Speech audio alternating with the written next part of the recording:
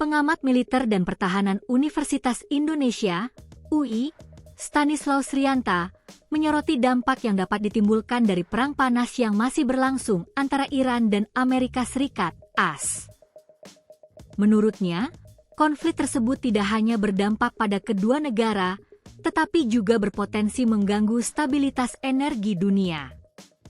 Stanislaus mengatakan ancaman yang perlu diwaspadai adalah terganggunya pasokan gas ke Eropa, terutama karena kawasan tersebut akan segera memasuki musim dingin. Ia menjelaskan bahwa sebagian besar pasokan gas berasal dari Qatar yang distribusinya menggunakan kapal melalui Selat Hormuz.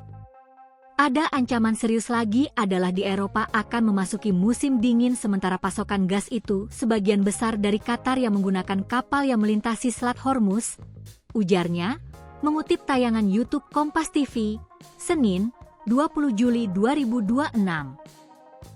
Ia menilai, apabila perang terus berlanjut, maka gangguan terhadap jalur pelayaran di Selat Hormuz dapat memicu krisis energi di Eropa.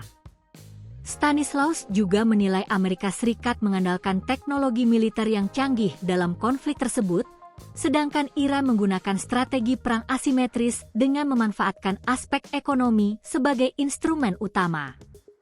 Ketika perang ini terus terjadi, maka nanti akan ada krisis energi di Eropa ini juga berbahaya.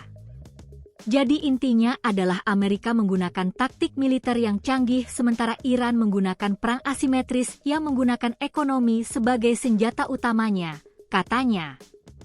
Lebih lanjut, Stanislaus menegaskan bahwa apabila konflik dan berbagai pelanggaran yang terjadi terus dibiarkan, dampaknya tidak hanya dirasakan oleh Iran maupun Amerika Serikat, melainkan juga masyarakat internasional secara luas. Jadi kalau ini dibiarkan pelanggaran-pelanggaran ini tampaknya bukan hanya terhadap Iran, bukan hanya terhadap Amerika, tapi terhadap dunia, tegasnya. Konflik AS-Iran memanas. Konflik antara Amerika Serikat, AS, dan Iran kembali menjadi perhatian dunia setelah kedua negara kembali terlibat aksi saling serang dalam beberapa hari terakhir.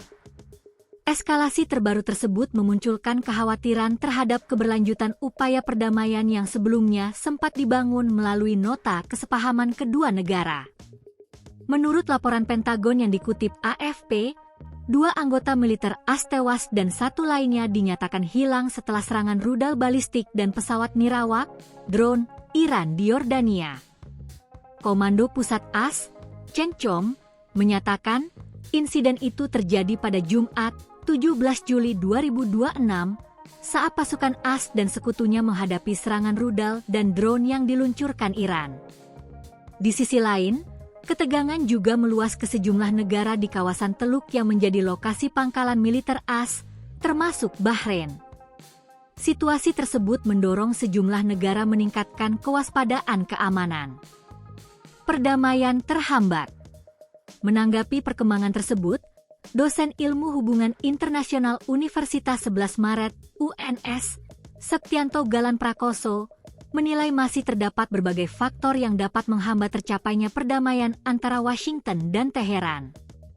Menurutnya, terdapat pihak-pihak yang dinilai memiliki kepentingan agar konflik tetap berlangsung hingga tujuan strategis mereka tercapai.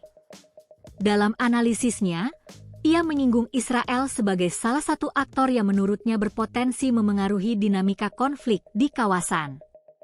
Namun, Septianto menegaskan bahwa melihat konflik hanya dari perspektif pihak ketiga tidak cukup untuk menjelaskan keseluruhan situasi.